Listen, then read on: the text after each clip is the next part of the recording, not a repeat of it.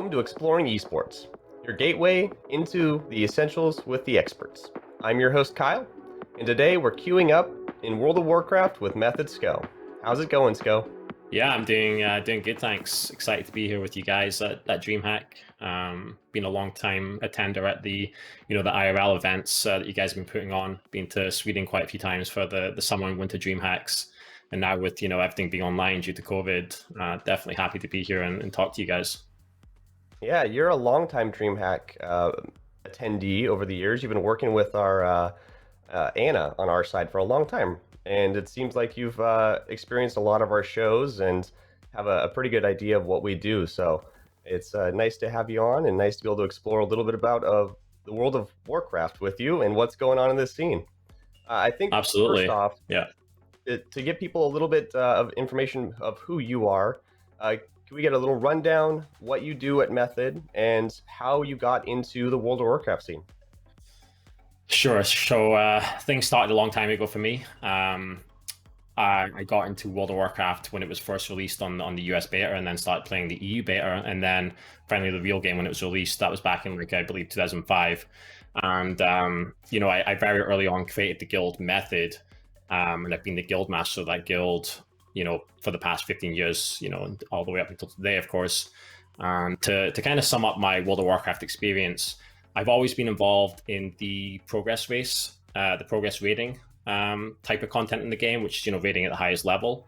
And that started quite small in vanilla. It was mostly about who could be server first. Then as we moved into the first expansion, the Burning Crusade, it was then like a European and then obviously a world level that we were competing on.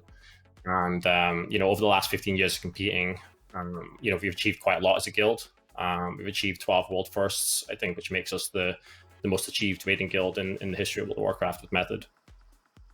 That is an impressive feat right there to have 12 world firsts and to take a guild from 2005 to an esports organization now. That's not something that many guilds made the transition to do. What was that like building this as a collective group of those trying to achieve all of these wonderful things in this game to an actual business? Yeah, so we started transitioning. This is quite a few years ago at this point in time, because this is even before the Twitch came about. The world first kills that we were doing, it started gathering quite a lot of attention on typical media like website coverage, YouTube videos of our world first kills. They were racking up millions of views. And so, we started getting some attention from, partners in the space, they were looking to, obviously promote their products and whatnot. And ultimately it was a case of, we'd seen a lot of top guilds in the game prior, just disappearing, I guess you could say, over a period of time, because, no one can play the game forever, so to speak, unless you're me, I guess. But basically what we wanted to do was to try and keep Method around for longer. And what that meant was, trying to support the players, and allow the players to potentially take it as something more than a hobby, something they could actually, support themselves with. And so we started, being able to support that was, I guess you could say, the early day motivation to turn Method into something more than a guild, was to kind of secure the longevity of Method. And so we were able to, support quite a few players, and they were able to turn the hobby into the full-time kind of profession. And that kind of coincided very well with the start of Twitch, because, streaming has kind of taken off. And a lot of people in Method became, I guess you could say, quite well-known content creators.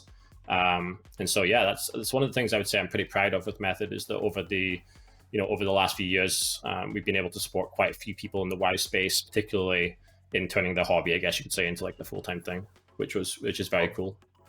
That's amazing. There's so many people in our world right now that never thought that they were going to be able to do what they do full-time. So being able to take World of Warcraft, which a lot of people that I knew put on their resume back in the day because it took so much organization to do what they did, that it's actually become a career and steps to get into this world in a way that we never thought. So for someone who's new, what's the best way to find some content creators, the best way to find some good outlets to learn about World of Warcraft? I know it's been around for a long time now, Yeah, but diving in 15 years later, that's a pretty big feat. So what's the best resources out there? I mean, there's with it being such an old game, there is a ton of existing resources out there. There's a lot of particularly on the educational content side of things, which is obviously great for new players or players who are looking to get into the game.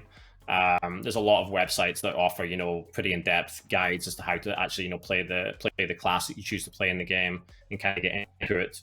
And then obviously on the other side of things, you've got, all those Twitch streams, all that YouTube kind of content. Generally, if you're looking for something, you'll be able to find it, especially obviously on YouTube, on Twitch too. A lot of the streams, I guess you could say, are built up quite good communities that are very helpful to newcomers. There's obviously a very active, kind of community on various different Discords as well. Each class has its own, Discord channel that purely focuses on, how to play that class or helping new players get into the playing, that certain class. So there really is a lot of resources out there if you're looking for them. Yeah. What's the number one piece of information that a new player should be targeting if they're getting into the game? I mean, with the launch of the latest expansion, Shadowlands, Blizzard themselves actually released I guess you could say an introduction quest line for new players, which takes you to a separate part of the game and just goes through the very early levels. And it is very very good introduction to the game. So good that I think if I had my parents play that side of the game, I think they would get into it pretty quick. So I definitely recommend that for new players. And then just taking it from there. It's quite the game itself is laid out in quite a good manner that you will kind of always know what to do continually until you get to the max level, and then the max level is when the real fun starts, and that's when you'll start exploring a little bit more of the the external resources that are out there to to continue to get better at the game in whatever way you choose. There's a few different paths, I guess you could say, you could go down. With it being an MMORPG, there's a few different options that you can kind of focus on, whether that's the competitive side of the game, or whether that's just exploring or collecting achievements, mounts, pets, whatever is kind of interesting, whatever you want to do. With it being an MMO, there's a lot of options, so there's kind of something for everyone. Yeah, and you mentioned a couple different outlets, the competitive scenes, the PvP versus PvE aspects of WoW, I think are the two that define the great divide. But there's a lot more in between, like you're just saying, the 0.01 drop chance mounts, all of the fun achievements to go and hunt, the lore master titles. But when it really does come down to hitting max level and deciding what you're going to do, you have a proficiency, especially in PvE, with your experience in all the world firsts. So getting into those discords, getting into those different outlets, we're trying to figure out what is the meta, I guess, whenever we're getting into that top tier of play. So defining that competitive scene a little bit more, what is it like to have a push for a mythic first? And what is PvEing in WoW like nowadays at that top tier? Yeah, so you kind of hit it on the head there. You said that the game is, I guess you could say, very high level, split into two sides of things. So you've got the PvE side, which is the player versus environment, which is basically you come together with other players, depending on what kind of content you're going to do. If it's dungeons, it's a smaller group of players. If it's raids, it's a larger group of players. And then the other side of the game is the PvP side, which is the player versus player, and that's direct competition against other players in the game. There is Blizzard, official Blizzard esports programs that run for both sides of the game, both PvP and PvE. So if you want to compete in the PvP arenas, or if you want to compete in the dungeon, there's a dungeon competition called the Mythic Dungeon International. You can do that, but the largest competition in the game is actually the community run competition, which is the Race to World First that you mentioned, and that's basically where the top guilds in the world go up against each other each time that Blizzard releases a new content patch, which is roughly about every 5-6 months, and that's such a huge event because alongside it being the top guilds going up against each other, racing to kill that final boss on the hardest difficulty, it's also the viewers chance to kind of see that content, see that new content that's just been released by Blizzard for the very first time. So it's almost like watching an esports competition of the top teams going at it, but it's also at the same time a premiere of seeing the new content that you haven't actually seen before, but you will get around to doing yourself at some point. So it's a pretty interesting experience, and the Race to World First in particular has really grown a lot over the last couple of years since we started streaming it back in 2018 and with Method. So it's still very popular today, and I would definitely recommend checking out one of the Race to World Firsts, the next one that's upcoming, if you can. Yeah, who are some of the other top guilds in the world right now for the race that you compete against? So there's always been a lot of rivalry between the North American side and the European side. So in the past, like one of our main competitors, and actually the current number one guild in the world is a guild called Limit, which is the complexity limit, which is the North American team. So they're always one to watch out for. And then you've got a few good guilds on the EU side as well, alongside Method, that are competing for the number one spot too. But there's a very healthy rivalry, I guess you could say, between North America and Europe, just like there is in many other esports games, and that's something that the fans can really cheer for as well, obviously. You see, with the announcement of the Burning Crusade Classic and with the vanilla Classic version out there already, do you see a push into those for a more competitive element around the progression through content again in those kinds of realms? Yeah, it's a good question. I do believe that Blizzard have said that the raid releases they're going to do in TBC are going to be more difficult than what they did in the vanilla, the classic release they did recently. Because what's happening in classic is pretty much the raid gets released and guilds are kind of clearing it within, a few hours of release. In TBC, I think they're going to be ramping up the difficulty of the raids a little bit, so there could be something interesting there. But what's actually quite big with TBC is that TBC was the first expansion in World of Warcraft where they actually started the PvP arenas. So I think there's going to be quite a healthy arena scene, quite a healthy PvP scene when it comes to TBC. In terms of how competitive the raids are, I guess that's still to be seen. But one thing's for sure, I think PvP is going to be very popular in the game. That's definitely good to know. That was for sure that first outlet of PvP, and I think they're going to have a lot of fun with where that sits. I've been so intrigued to see at the end of the day where the WoW community will sit as they do release these different iterations of the game. Do you see this causing a bit of a divide in the WoW space, or do you see this just as a great way to preserve what is the WoW history that we now have behind us? I think it's good. Like for sure, there is definitely a lot of people who play, both the retail version of the game, which is currently Shadowlands, which was an expansion they released, a few months ago, and a lot of people who then, go into the classic and soon to be TBC side of the game. There's definitely a good crossover between the two, but at the same time, there is also then the core communities in both that kind of just focus on one or the other. But with TBC being such an old game at this point, it's something that I played probably about like 12 years ago. But I'm getting a little bit old, I guess you could say, at this point in time. And there's a lot of players out there who, like World of Warcraft players, who joined the game a little bit in more recent times. And for them, a lot of them, well, it would be the first time that they've played DBC, and they want to go back and kind of like find out what all that hype and excitement was about that some of the older players, I guess you could say, experienced back in the day. So there is definitely interest in movement between the two, retail and I guess classic. But yeah, at the same time, there is obviously core communities that focus the majority of the time in one or the other. Intriguing. I really do like what they're doing here, and I'm excited to see the nostalgia and people to be able to go back and play some of the older versions of WoW and understand that it was a grind back then more than it is now. Yeah, absolutely. I guess.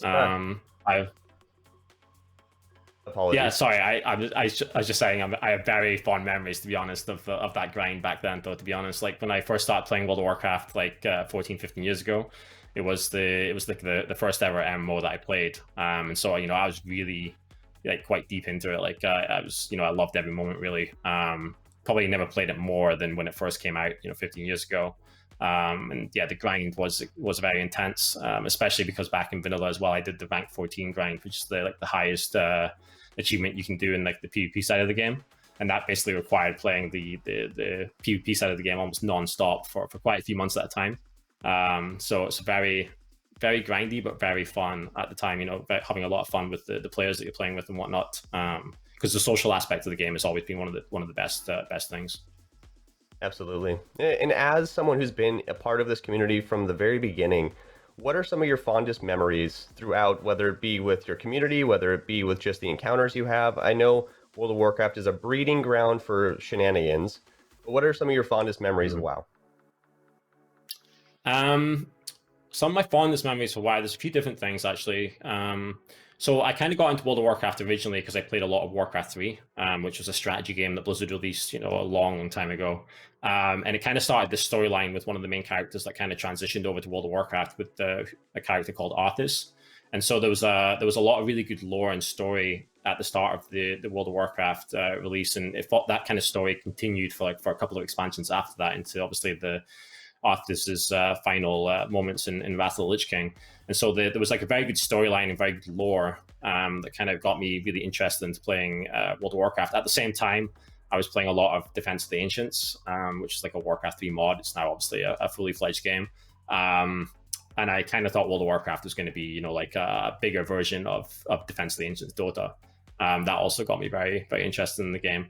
But apart from the initial lore, there's so many memories I have in the game. Most of the memories I would have, I guess you could say, was through like a lot of the social interactions because it's an MMO.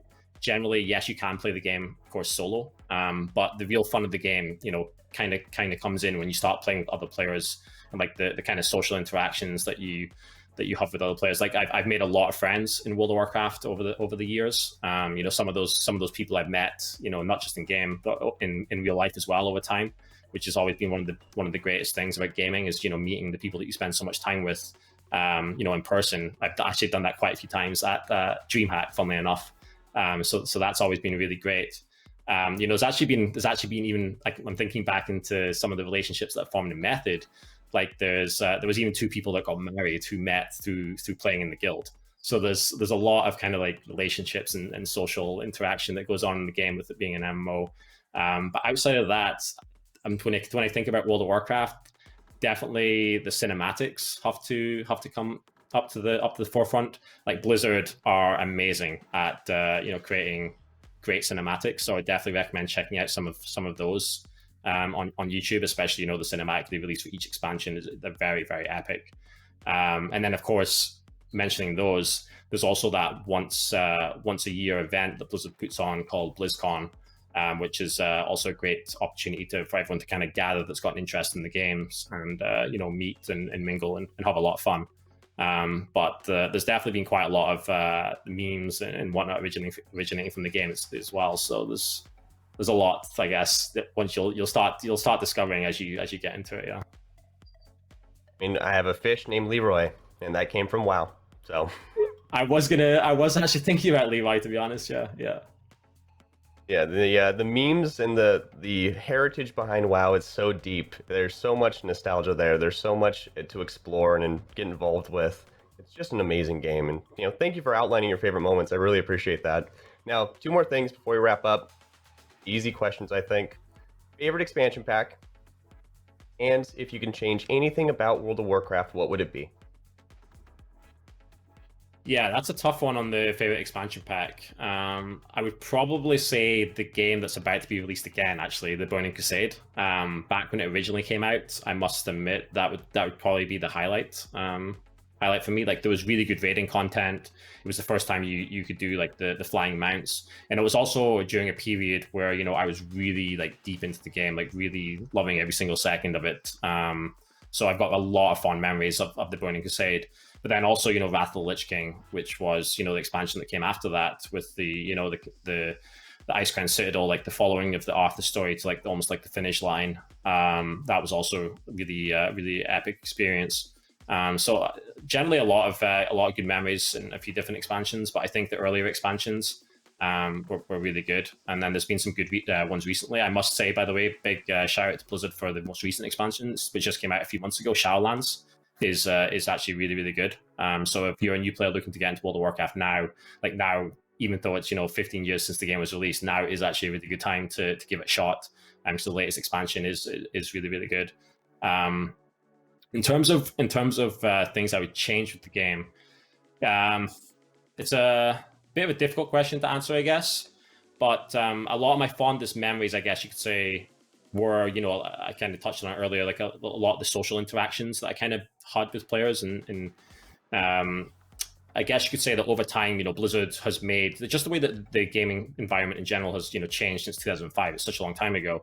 The Blizzard kind of made the game, I guess you could say, a little bit more accessible for like the individual player, which it has a lot of pros, obviously. And there's like things that have been made a lot quicker and easier to do. Like you can just jump on, you can go into like the group finder, you can find a group and get into content really, really quickly. The downside of that, of course, is that it kind of minimizes the social interaction a little bit, because back in the day, you'd have to build these groups yourself.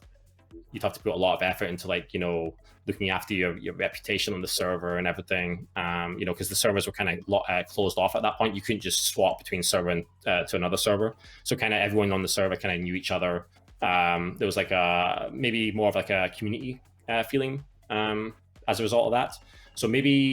So it's pros and cons, right? Like on one side, things are now quicker, more accessible, but the downside of it is, the social interaction is definitely taking a little bit of a hit. But that's just also to do with gaming trends. Like a lot of stuff's obviously moved now to external platforms when you communicate with people rather than just logging in, and that's how you used to talk to like all the people that you made friends with through the game. But I mean, there still is a lot of social aspects to the game. It's just maybe a little bit less now. I really appreciate that answer. As someone who went through really long answer, effort, I know, I appreciate it. It's amazing because as someone who went through that whole effort to try and organize and be a part of raids back in the day before all of these tools were put in place, it really was what built that social experience and what built WoW to be one of my favorite games back then. So the fact that you're saying that it's somewhat missing now, even though the game is streamlined and is accessible to more people than ever, which is fantastic because they get the experience they're looking for, it's still that social aspect is what ties us all together even deeper. So I really believe that you're right on the nail there, that tying those social strings back together is something that hopefully will be done through World of Warcraft again. And I do believe that organizations like yours are a great example of how that is done properly. So I really appreciate you coming onto the show, Scott, and spending some time to tell us a little bit about World of Warcraft today. We appreciate all of it, and this is some great information to go back and digest. Yeah, absolutely. Thank you so much for having me. It was my pleasure. And I hope to see some of you guys playing World of Warcraft. Heck yes. Well, and this has been Exploring Esports, a look at World of Warcraft today with Sko, the founder and CEO of Method. Thanks again for watching, and we'll catch you next time.